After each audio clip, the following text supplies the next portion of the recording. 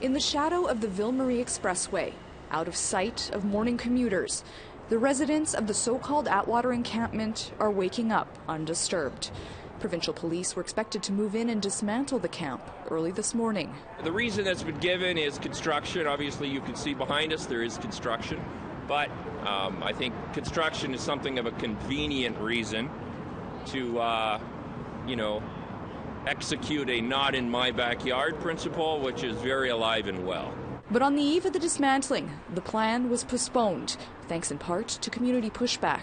This is the time to share and also put your demands. What are we expecting from this, pause on the eviction? What is their next step? Because the original plan was to evict everyone and have a group of social workers come and ask them how they're feeling about it. Right? The thing is that everybody knows where the resources are. Everyone is very much aware where they could potentially go. The problem is they're either not accepted or there's no room. So unless you have something tangible, this is just a Band-Aid. A 2018 survey found some 3,100 people in Montreal were homeless. With COVID and a rental crisis on the books, intervention workers feel the situation today is likely worse.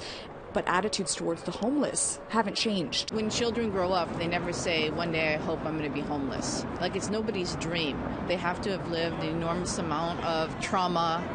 And especially for Indigenous people, we have a history of being displaced. At least 2 members of Montreal's urban Indigenous community died of exposure between 2021 and 2022.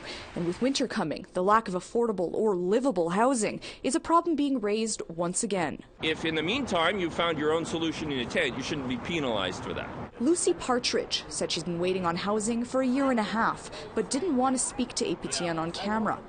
Kathleen Wilson's been waiting for 5 years, but says shelters aren't always the solution. I'm not a baby no more. I'm 61 years old. So why should I go to a friggin' shelter when I can live in a tent and go do what I want to do? Quebec's Transport Ministry told APTN News they'll work with community groups and the province's Social Services Ministry to relocate those at the Atwater encampment. But they still face eviction, though no new date has been set. Lindsay Richardson, APTN National News, Montreal.